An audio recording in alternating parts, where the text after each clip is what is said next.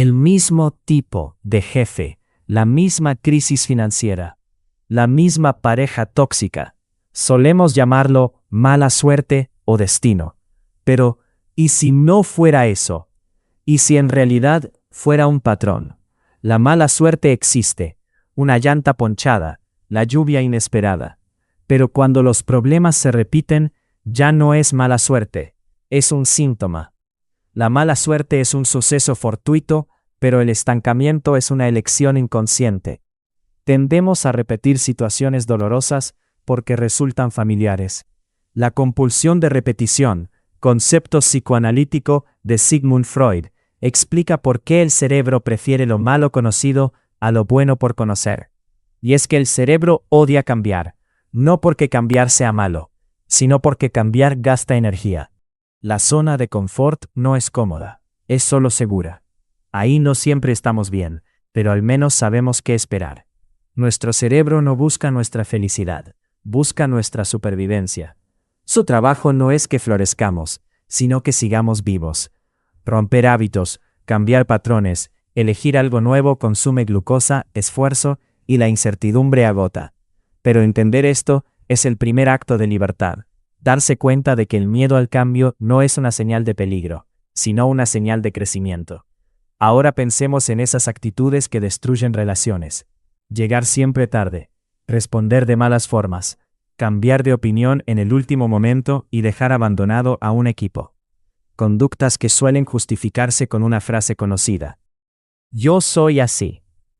Lamentablemente, en muchas relaciones dominadas por una personalidad rígida o egoísta, esa frase aparece como un ultimátum. Yo soy así, no voy a cambiar. O me aceptas o lo dejamos. La resistencia al cambio es tan común que aparece incluso en personas que acuden a terapia. Muchas dicen, siempre he sido así, no creo que pueda cambiar. Pero no cambiar tiene consecuencias. Dejas de aprender, dejas de adaptarte, te rodeas de personas que te dan la razón por miedo o conveniencia, y pierdes contacto con la realidad. Tus relaciones se desgastan, porque, en lugar de hacerte responsable del impacto de tus actos, solo te justificas. Algunas personas a tu alrededor solo se resignan, otras se cansan y se van. El gran problema es que crees que reaccionar así es tu personalidad, cuando en realidad es solo una forma de protegerte culpando a los demás. Al hacer sentir culpable al otro, tú te colocas como víctima. El conflicto se apaga rápido. No hay más discusión. No tienes que cambiar nada.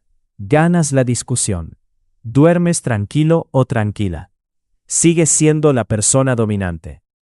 Que cambien los demás, pero tú no.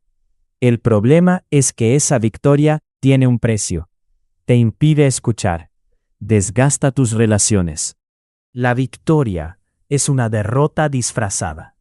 Ganaste el argumento, pero perdiste la conexión. Te puedes quedar solo si prefieres sustituir personas antes que transformarte. Si no entiendes que mientras no cambies tú, el ciclo se repetirá con otras personas nuevas que lleguen a tu vida. No se repite la historia por mala suerte, sino por la decisión de no revisarte.